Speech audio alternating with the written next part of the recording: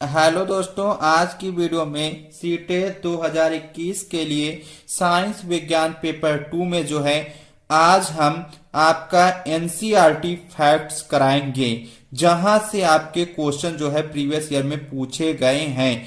अगर आपने इतना कर लिया तो आपके जो है वो साइंस में 15 नंबर के कंटेंट में आपके 15 में से 15 आएंगे। ठीक है, तो देखिए फर्स्ट क्या है, शाकाहारी। ठीक है, शाकाहारी क्या होता है कि जो जंतु केवल पादप खाते हैं उन्हें शाकाहारी कहते हैं। ठीक है, अब इसके उदाहरण क्या है, जैसे आपका बकरी है, हाथी है, भैंस है, गाय है, तो ये ऐसे हैं जो केवल क्या करते हैं, पादप खाते हैं, इसलिए इनको हम क्या कहते हैं, शाकाहारी कहते हैं। ठीक है, सेकंड आपका आता है मांसाहारी। मांसाहारी क्या होता है कि जो जंतु केवल जंतुओं को खाते हैं उन्हें मांसाहारी कहते हैं। उदाहरण जैसे आपका शेर है, छिपकली है, मेढक है, ये सब क्या हैं, ये आपके मांसाहारी हैं जो केवल जंतुओं को खाते हैं। थर्ड आपका है सर्वाहारी। सर्वाहारी क्या होता है कि सर्वाहारी का मतलब ये हुआ कि जो पादप और दूसरे प्राणी, ठीक है, दोनों को खाते हैं उन्हें हम क्या बोलते हैं, सर्वाहारी कहते हैं। ठीक है, तो जो जंतु पादप तथा दूसरे प्राणी दोनों को ही खाते हैं उन्हें सर्वाहारी कहते हैं।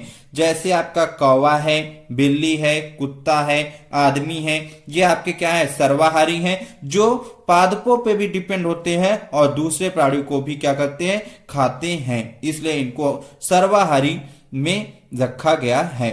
ठीक, फोर्थ देखिए क्या है कि हमारे भोजन के मुख्य पोषक तत्वों के जो नाम हैं वो क्या है, कार्बोहाइड्रेट, प्रोटीन, वसा, विटामिन तथा खनिज लवण हैं। इनके अतिरिक्त भोजन में आहारी रेशे तथा जल भी होता है। तो अगर आपका क्वेश्चन पूछ लिया जाए कि हमारे भोजन में जो है वो मुख्य पोषक तत्व कौन कौन से हैं, तो आपके क्या, कार्बोहाइड्रेट, प्रोटीन, वसा, विटामिन तथा खनिज लवण, और इनके अतिरिक्त भोजन में क्या होता है, तो आपका आहारी रेशे तथा जल भी होता है। फिफ्थ देखिए क्या है कि कार्बोहाइड्रेट तथा वसा हमारे शरीर को मुख्य रूप से ऊर्जा प्रदान करते हैं। ठीक है, तो ऐसे पोषक तत्व जो हमारे शरीर को मुख्य रूप से ऊर्जा प्रदान करते हैं वो कौन से होते हैं, तो कार्बोहाइड्रेट और वसा। नेक्स्ट आपका देखिए 6, प्रोटीन तथा खनिज लवण की आवश्यकता हमारे शरीर की वृद्धि तथा अनुरक्षण के लिए होती है। तो हमारे शरीर की वृद्धि तथा अनुरक्षण के लिए भोजन में किस पोषक तत्व की आवश्यकता होती है, तो प्रोटीन तथा खनिज लवण की। ठीक है, 7 देखिए कि विटामिन हमारे शरीर को रोगों से रक्षा करने में सहायता करता है। जो विटामिन होता है वो क्या करता है, वो हमारे शरीर को रोगों से क्या, रक्षा करने में सहायता करता है। नेक्स्ट आपका देखिए 8 क्या है कि आहारी रेशे रुक्षांश के नाम से भी जाने जाते हैं। ये आप मोस्ट इंपॉर्टेंट लगा लीजिए कि जो आपके आहारी रेशे होते हैं वो आपके किसके नाम से जाते हैं, तो रुक्षांश के नाम से। ठीक है, और रुक्षांश के मुख्य स्रोत जो है वो क्या है, तो वो आपके हैं साबुत खाद्यान्न, ठीक है, दाल, आलू, ताजे फल और सब्जियां हैं। ठीक है, नेक्स्ट आपका आता है पारदर्शी 9। ठीक है, पारदर्शी क्या होता है कि पदार्थों अथवा सामग्रियों जिनसे होकर वस्तुओं को देखा जा सकता है उन्हें पारदर्शी कहते हैं। पारदर्शी का मतलब क्या होता है कि ऐसी चीजें, ठीक है, जिनसे होकर क्या किया जाए, वस्तुओं को देखा जा सके, उनको क्या बोलते हैं, पारदर्शी कहते हैं। जैसे आपका कांच है, जल है, वायु है तथा कुछ प्लास्टिक जो है वो आपके क्या होते हैं, पारदर्शी पदार्थों के उदाहरण हैं। नेक्स्ट आपका है अपारदर्शी 10th। तो अपारदर्शी क्या होता है कि कुछ ऐसे पदार्थ भी हैं जिनसे होकर आप वस्तुओं को नहीं देख सकते, इन पदार्थों को अपारदर्शी कहते हैं। तो अपारदर्शी किसे कहते हैं कि ऐसे पदार्थ जिनसे होकर आप क्या, वस्तुओं को नहीं देख सकते हैं, उन्हें आप अपारदर्शी कहते हैं। जैसे आपका लकड़ी है, गत्ता है तथा धातुएं, ये आपकी क्या है, अपारदर्शी पदार्थों के उदाहरण हैं। ठीक है, नेक्स्ट आपका आता है पारभासी। पारभासी क्या होता है, 11th है ऐसे पदार्थों जिनसे होकर वस्तुओं को देख तो सकते हैं परंतु बहुत स्पष्ट नहीं देखा जा सकता, उन्हें पारभासी कहते हैं। पारभासी का मतलब ये होता है कि हम वस्तुओं को देख सकते हैं, ठीक है, इनसे होकर, लेकिन स्पष्ट ना देख सके, तो वो आपके पदार्थ क्या कहलाते हैं? पारभासी कहते हैं, ठीक है उन्हें। नेक्स्ट आपका आता है पृथक्करण की विधियां, 12th है। तो पृथक्करण की विधियों से आपका क्वेश्चन बनता है, ठीक है। देखिए आपका थ्रेसिंग, थ्रेसिंग क्या होता है कि सूखे पौधों की डंडियों से, ठीक है, सूखे पौधों की डंडियों से अन्य कणों अथवा अनाज को पृथक करने के प्रक्रम को थ्रेसिंग कहते हैं, ठीक है। थ्रेसिंग का मतलब क्या होता है कि जैसे आपके जो सूखे पौधों की जो डंडियां होती हैं, ठीक है, जैसे आपका धान है, ठीक है, गेहूं है, ठीक है, तो इनसे आप क्या कर रहे हैं कि अनकणों को क्या करें, इनकी डंडियों से अलग कर रहे हैं, तो उस प्रोसेस को बोलते हैं क्या? आप थ्रेसिंग, ठीक है। निष्पावन क्या होता है कि निष्पावन का उपयोग पवनों अथवा वायु के झोंकों द्वारा मिश्रण से भारी तथा हल्के अवयवों को पृथक करने में किया जाता है। जो निष्पावन होता है, ठीक है, इसका उपयोग जो है क्या कब होता है? जब हम पवनों तथा वायु के झोंकों से क्या करते हैं कि मिश्रण के भारी तथा हल्के अवयवों को पृथक करते हैं, तो वो आपको निष्पावन बोलते हैं। जैसे आप जो है गेहूं, ठीक है, गेहूं है, तो आप क्या करें कि गेहूं से आप जो है भूसे को अलग कर रहे हैं, ठीक है, या भूसे से गेहूं को अलग करें, तो वो प्रक्रिया आपकी क्या कहलाती है? निष्पावन कहलाती है, ठीक है। नेक्स्ट आपका आता है अवसादन। अवसादन क्या है कि मिश्रण में जल मिलाने पर भारी अवयवों के नीचे तली में बैठ जाने के प्रक्रम को क्या बोलते हैं? अवसादन कहते हैं, ठीक है। मतलब कोई भी मिश्रण हो, ठीक है, उसमें हम जल मिलाएं तो जो उसके भारी अवयव हैं वो तली में नीचे बैठ जाएं, तो उस प्रक्रम को क्या बोलते हैं? अवसादन कहते हैं।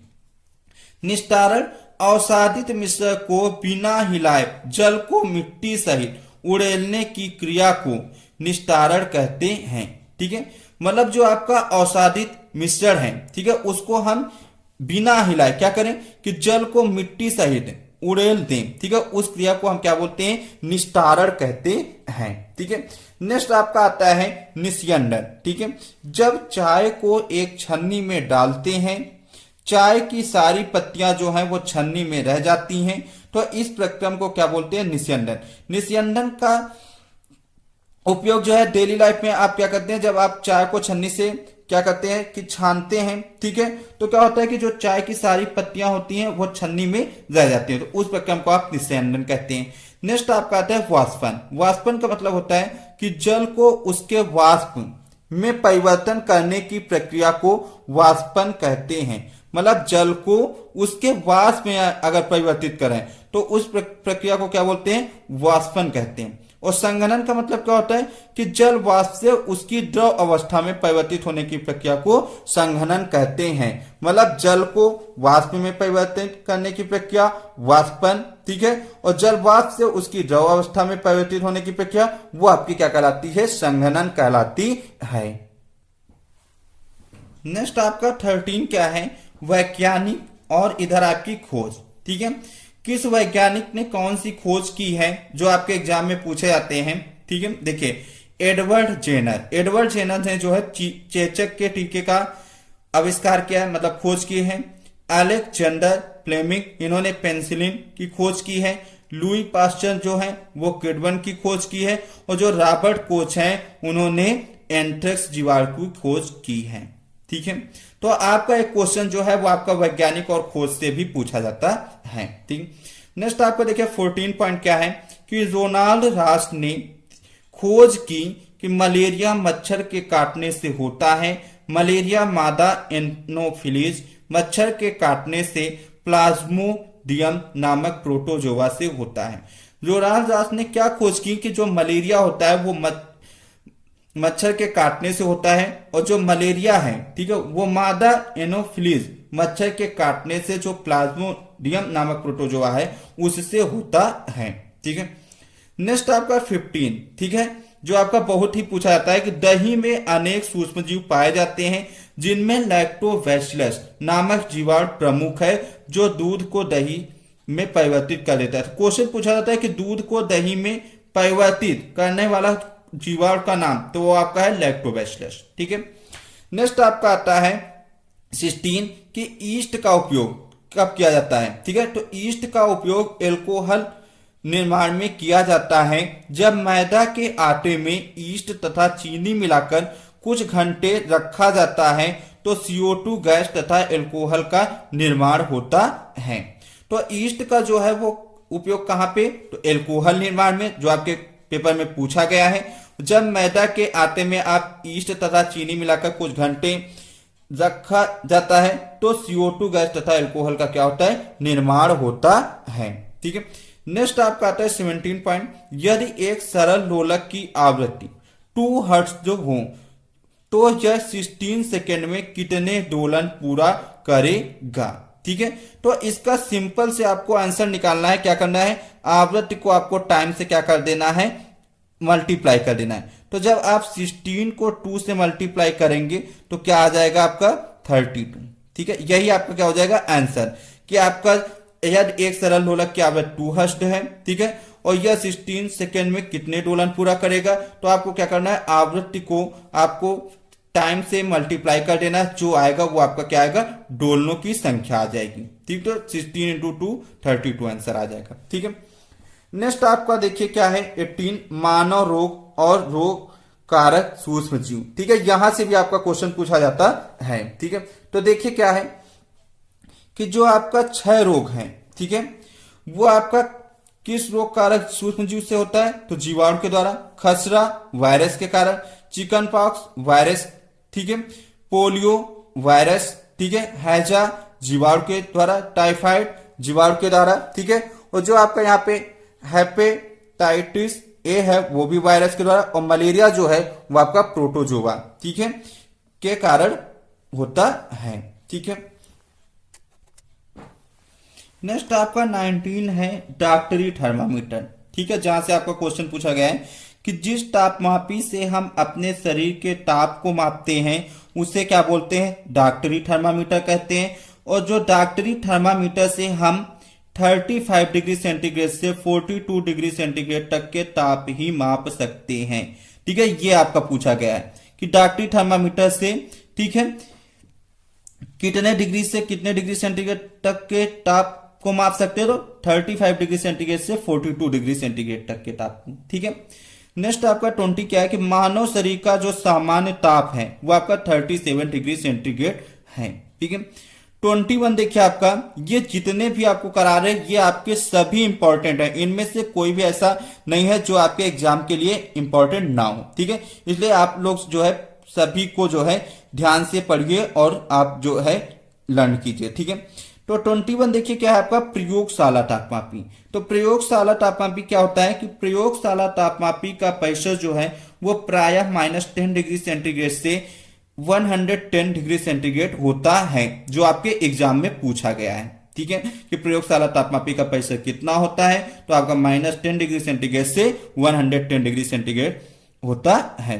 22 देखिए कि प्राकृतिक संसाधनों का वर्गीकरण। ठीक है, तो जो आपका प्राकृतिक संसाधनों का जो वर्गीकरण किया गया है वो आपका एनसीईआरटी के अकॉर्डिंग 2 भाग में किया गया है। एक आपका अक्षय प्राकृतिक संसाधन, दूसरा समाप्त होने वाले प्राकृतिक संसाधन।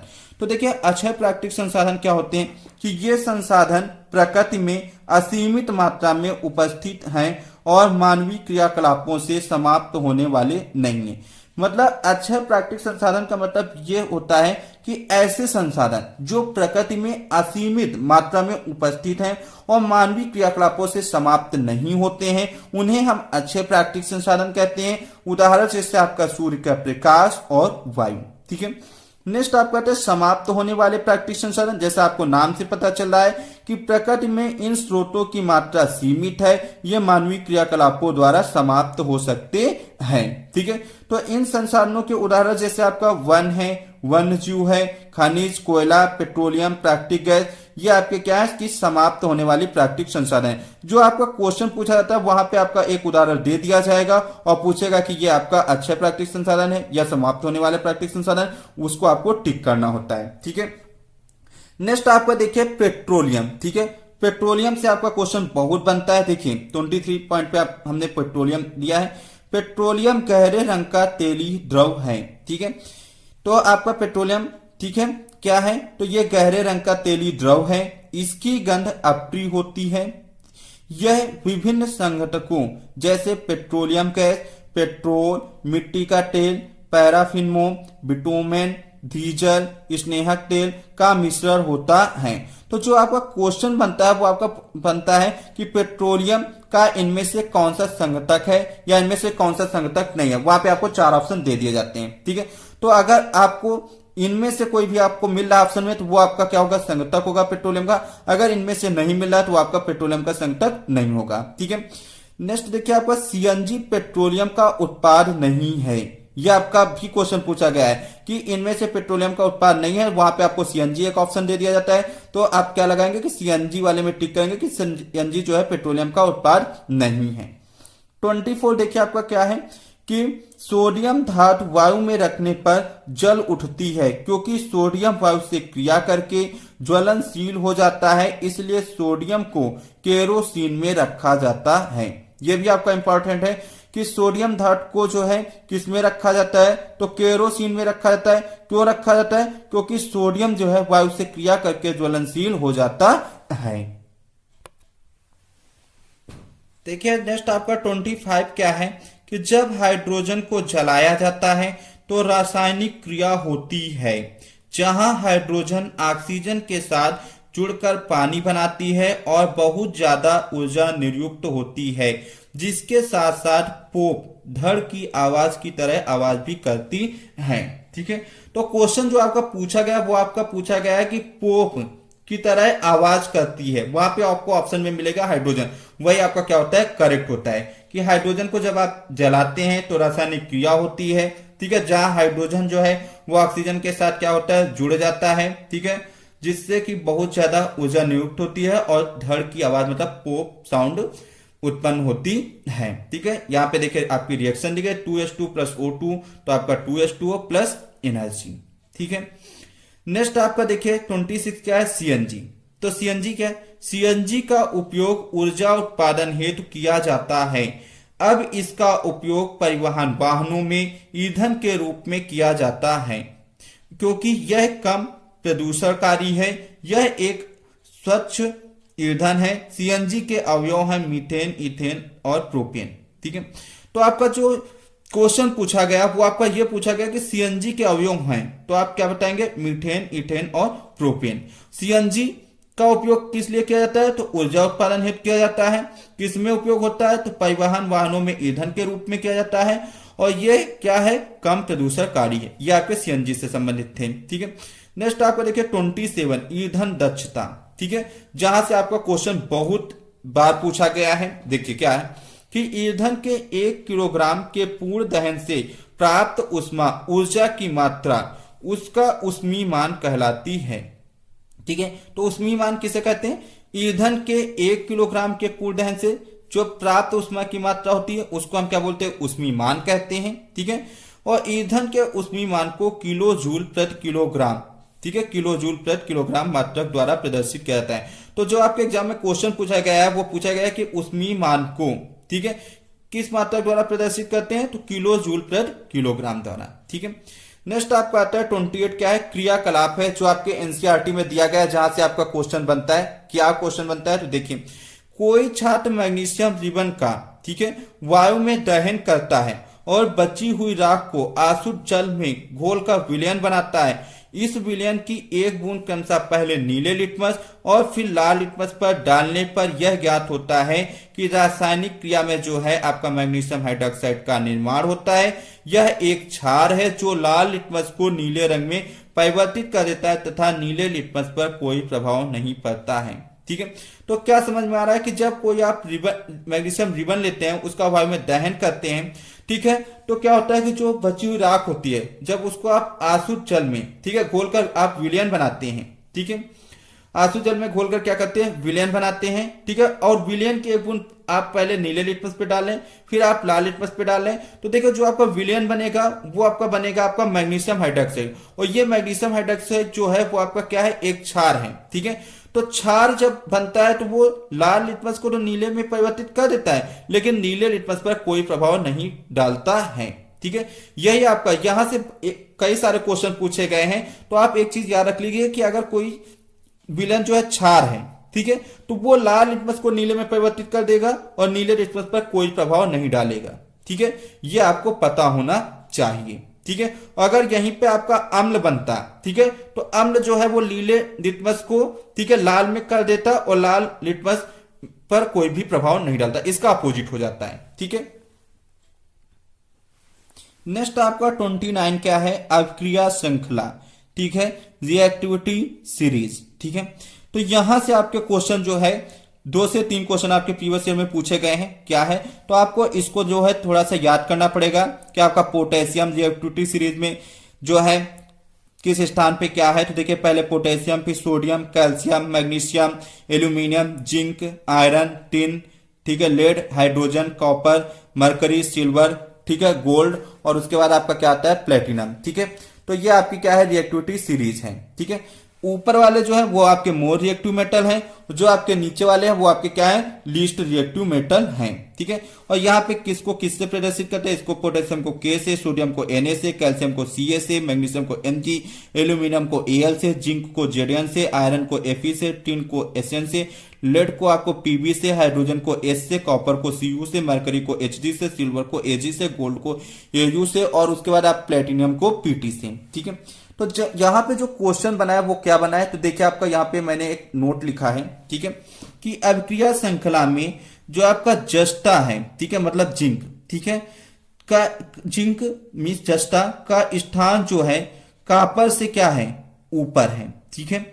अतः स्पष्ट है कि कापर जो है, ठीक है, वो जिंक को उसके जली विलन से अलग नहीं कर सकता है, जबकि जो जस्टा है वो कापर को उसके जली विलन से अलग कर सकता है, ठीक है। तो यहां से आपको एक चीज ये समझ में आएगी है कि अगर इनमें से कोई भी आपको दे दिया जाए दो, ठीक है, और वहां पे पूछ लिया जाए, ठीक है, कि कौन किसके विलन से अलग कर सकता है और कौन किसको उसके विलन से अलग नहीं कर सकता है, तो आपको ये याद रखना है कि जो ऊपर होगा तो वो जो नीचे वाले को है, ठीक है, उसके जली विलन से अलग कर देगा, ठीक है, लेकिन नीचे वाला जो है वो ऊपर वाले को जली विलन से अलग नहीं कर पाएगा। तो यहां पे जो आपका जिंक है, ठीक है, उसका स्थान जो है वो आपका कॉपर से क्या है, ऊपर है, ठीक है।